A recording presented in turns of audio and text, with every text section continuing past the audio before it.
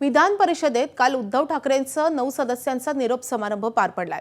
यावेळी निरोपाच्या भाषणात शिवसेनेचे आमदार आणि उपसभापती नीलम गोरे यांनी उद्धव ठाकरेंवर जोरदार हल्लाबोल केलाय। उद्धव ठाकरेंच्या मुख्यमंत्री पदाच्या कार्यकाळात आमचा भ्रमनिरास झाला असं त्यांनी म्हटलंय। रेडा कापला अशी टीका ठाकरेंची शिवसेना करते, मात्र तुम्ही श्रद्धेच्या नावाखाली काय केलं माहिती आहे असं त्यांनी म्हटलंय। आता माननीय उद्धवसाहेब ठाकरे ते नसताना बोलणं बरोबर नाही काही, पण मला हे कसं वाटलं वाईट की त्यांनी स्वतःबद्दलचीच कविता स्वतः का म्हणून दाखवली। कारण ती कविता माझी इतकी पाठ झाली होती ना, आणि विशेषतः मुख्यमंत्री झाल्यावरती आमची प्रचंड अपेक्षा होती। शिंदेसाहेब काय सांगायचं, आम्हाला असं वाटलं आम्ही धन्य झालो की बाळासाहेब ठाकरेंचे चिरंजीव मुख्यमंत्री झाले। पण नंतर शेवटचे वर्षभर तर फार वाईट गेलं, भेटच मिळायची नाही, आपण नकोसे आहोत त्याची रोज खात्री पटायची।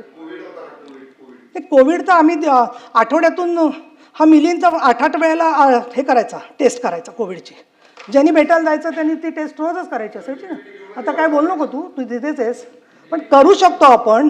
पण किती दुसऱ्या माणसाला त्रास होतो या गोष्टींचा।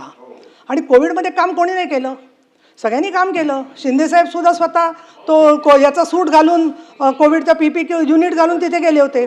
तुम्ही प्रत्येकजण काम करत होता ना, बाकी सगळे लोकही काम करत होते। पण मला सगळ्यात वाईट या गोष्टीचं वाटलं की त्यांनी ती कविता वगैरे लिहिली, चांगलं केलं, पण अधिकाऱ्यांशी ते भेटायला भेटत कोणाला होते।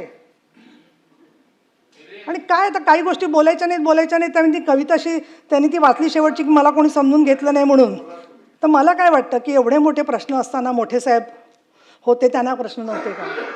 त्यांची मी ऋणी आहे याच्यासाठी की त्यांनी मला 3 वेळेला आमदार केलं। आता याच्यानंतर मला एवढं ट्रोलिंग होणार आहे की ते ट्रोलिंग म्हणजे, कारण ते 20 पैसे रेटप्रमाणे 3 दिवसाचं ट्रोलिंग ठरलेलं असतं, ते 3 दिवस होतंच ट्रोलिंग। आणि त्याच कॉमेंट्स परब साहेब काहीतरी माझं म्हणणं नवीन काहीतरी शोधून तरी घालायला पाहिजे त्यांनी, तेच होत असतं।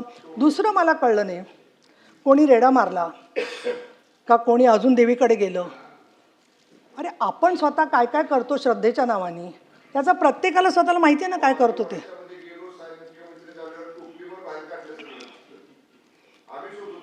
नाही, मुद्दा काय होतो या सगळ्यामध्ये की आपल्याला खरातला पकडायचं आहे, बरोबर आहे, पण त्याच्यासाठी काही पे निघाय काही पे निशाणा बरोबर नाही आहे प्रत्येक वेळेला बोलणं। बरं, प्रत्येक वेळेला ते असंच बोलतात, टोमणे मारतात, त्याच्यानंतर काहीतरी त्याच्यातून काढतात आणि त्यांची आता कविता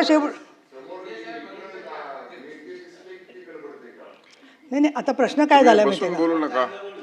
नाही, त्यांनी परत यावं। मला काय वाटतं, ते परत आलं तर मला असं देवाकडे मी रोज प्रार्थना करते की रोज ऐकून थोडे तरी जास्त माणसांना भेटायला लागतील। ते नाही, ते देव माझी प्रार्थना ऐकतच नाही। तर माझ्या मनावर काय अवलंबून आहे, ते कोणाचं ऐकतात ते तुम्हाला माहिती आहे, त्या व्यक्तीला सांगा तुम्ही,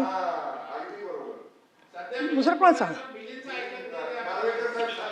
हे पहा, मला साधी गोष्ट अशी वाटते, माझी भूमिका जी आहे ती लख पडला प्रकाश दिवट्या मशालीचा, गोंधळाला उभा गोंधळी भवानीचा, मी पणाचा दिमाख तुटला, अंतरंगी आवाज उठला, ऐरणीचा सवाल सुटला। या कहाणीचा आम्ही शिंदेसाहेबांबरोबर काम करायचा निर्णय घेतला, तिथेच आम्हाला प्रश्नांची उत्तरं मिळाली। एक दुसरं मला असं सांगायचं आहे की सवंगडी सोडून गेले।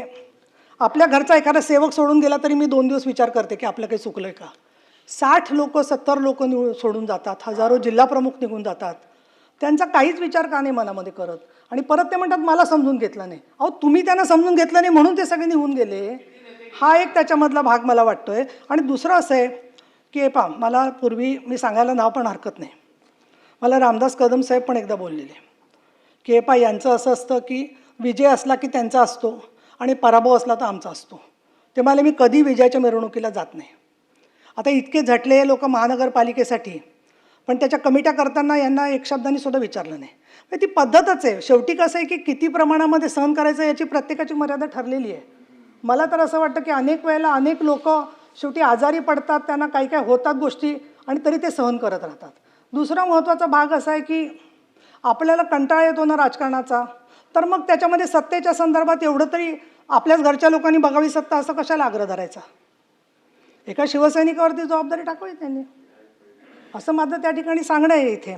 आणि मी असं म्हणेन या संदर्भामध्ये की सगळं मला काळजी या गोष्टीची वाटते की मध्यंतरी इंडस्ट्रीजचे काही लोक सांगत होते की त्यांना असं वाटते की शिवसेना एवढ्या का झाल्यात, राष्ट्रवादी एवढ्या का झाल्यात, आणि म्हणून ती कुठली तरी शिवसेना संपवून टाकायची, कुठली तरी शिवसेना संपवून टाकायची, कुठली तरी राष्ट्रवादी संपवून टाकायची, असा विचार काही लोकांच्या मध्ये सातत्याने चाललेला आहे.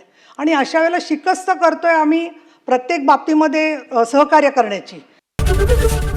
एबीपी माझा, उघडा डोळे बघा नीट.